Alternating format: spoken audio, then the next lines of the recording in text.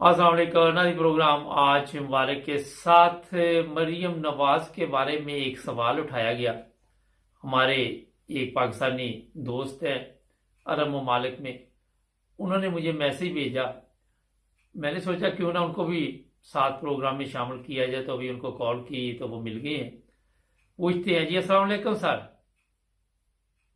वालेकुम अस्सलाम। सर सब आपका। क्या हाल है? ठीक ठाक। हाँ जी, अल्हम्दुलिल्लाह। एक मैसेज आया था आपका कि इमरान खान ने तो पैसे जी इकट्ठे मैं किए। जी। मैसेज किया था। बात यह है कि ये जो अभी इमरान खान पैसे इकट्ठे कर रहा है जी। अवाम के लिए, जी। फॉरेन फंडिंग का केस पहले भी इसके ऊपर लगा के गद्दार बोल दिया। हम्म। अपने पेट के लिए करेगा तो कोई गद्दार नहीं। अपने मुल्क के अपने खजाने भर लिए हैं मरीम नवाज, इमरान नवाज शरीफ, जरदारी, सब ने। हम्म। किसी ने गद्दार नहीं कहा, किसी ने चोर नहीं कहा, यानी इनमें से किसी को एक दूसरे को नहीं बोलना। तो हम्म। जब इमरान खान इकट्ठा करते बोलते हैं चोर है ये, उसने तो अवाम के लिए इकट्ठा किया। आप में भी हिम्मत है तो करके दिखाओ कि कितना पैसा इमरान खान ने इकट्ठा किया। इतना आप भी करके दिखाओ। इतना मरीम नवाज करे, जरदारी करे, जरदारी का लड़का करे, जिनको जो हुकूमत में बैठे हुए, इनको तो कोई पूछता नहीं है, कोई घास नहीं डालता, शर्म नहीं इनको आता। वो हुकूमत कर रहे हैं, इनको हक ही नहीं है हुकूमत करने का। हम लोगों को जलील करने के लिए बैठे हुए हैं ये। अच्छा, एक हम बंदा लोग कितने जलील हो रहे हैं। एक बंदा भूल गए आप, फजल रहमान।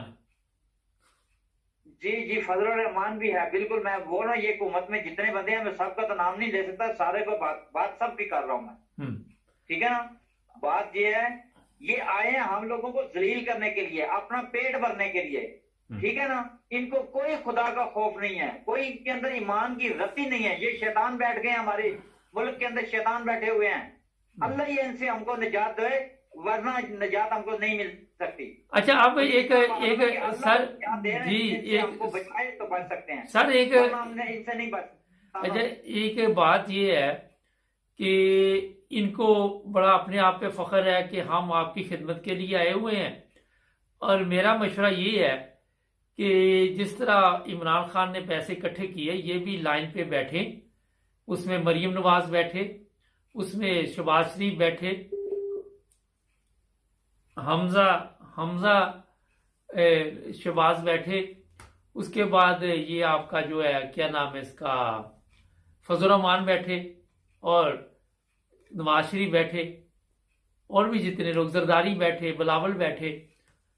और सबसे बड़ी शख्सियत जो पाकिस्तान की काबिल एहतराम है, जिनकी बड़ी इज्जत की जाती है, चीफ ऑफ आर्मी स्टाफ को भी चाहिए कि लाइन पे बैठ के तो ज़रा देखें कि लोग कितनी मदद करते हैं।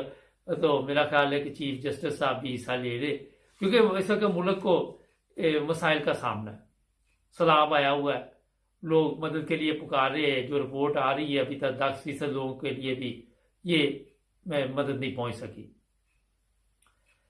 इन लोगों को वहां मैदान में निकलना चाहिए और फिर पता चलेगा कि अवाम किसको पसंद करती है।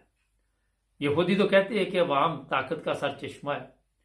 तो ईमानदारी का भी 62-63 का भी पता चल जाएगा कि लोग सबसे ज्यादा किस पे इत्मीनान करते हैं।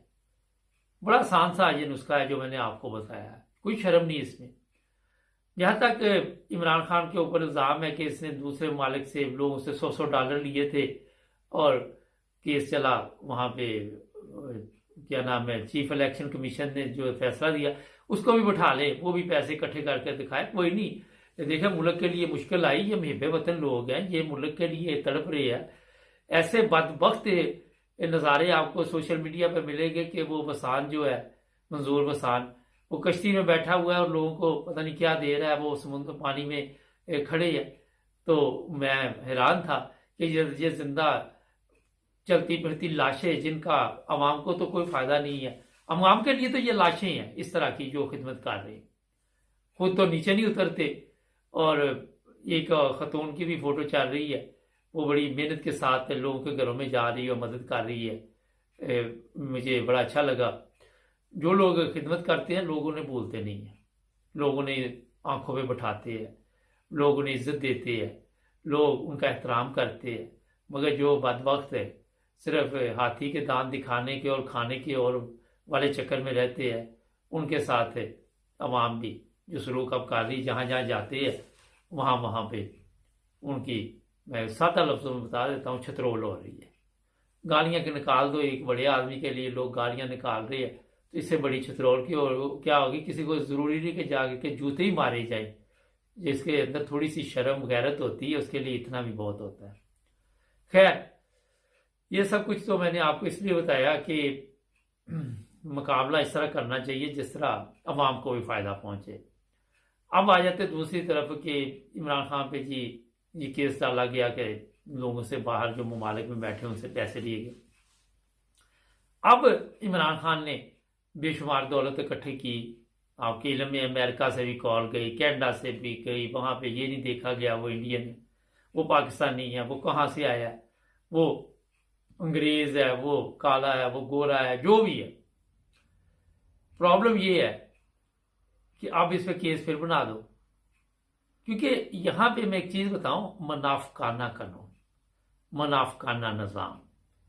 और बदकिस्मती ये है कि झूठ और सच का आपके इल्म में कोई ख्याल नहीं रखा जाता, शर्म हया का कोई ख्याल नहीं रखा जाता, अवाम का कोई ख्याल नहीं रखा जाता, लोगों की इज्जत एहतराम का कोई ख्याल नहीं रखा जाता, इज्जत नफ्स का कोई ख्याल नहीं रखा जाता।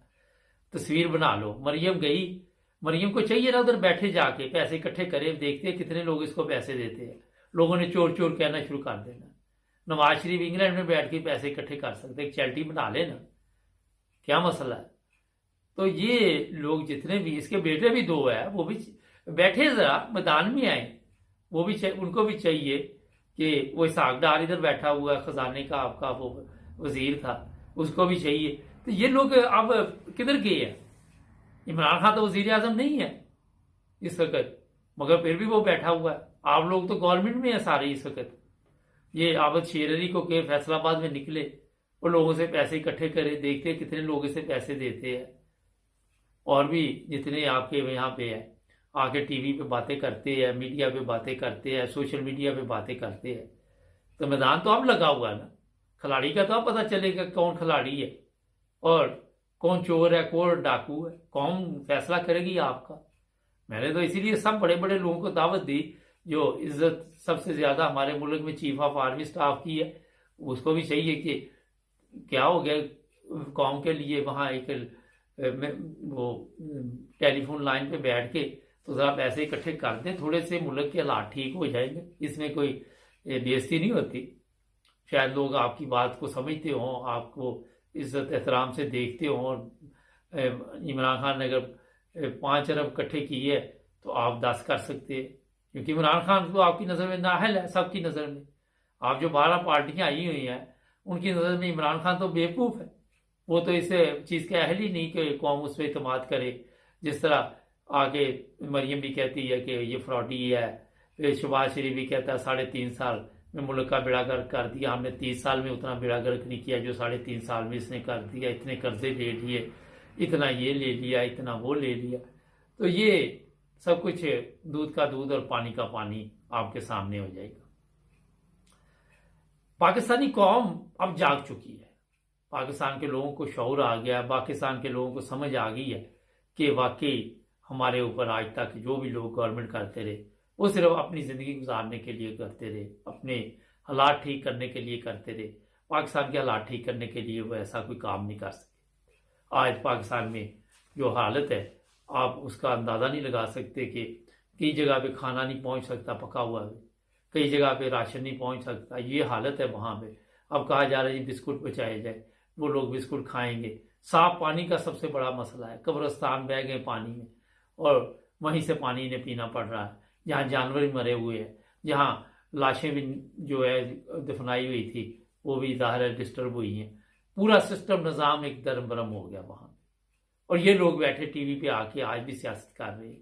आज भी ये मरियम बता रही थी मेरा कल के परसों के वो खाते जो था वो गलत था, वो भी वो खाता गलत था, आप सलाब आया हुआ उस पर बातचीत करें ना, फिर आपको पता चलेगा। अब आपको क्या हो रहा है, औरंगजेब को बिठाएं शाम को आके या सुबह सुबह आके वो झूठ जो बोलती है तो उसको चाहिए कि यहाँ पे आके तो बताइए।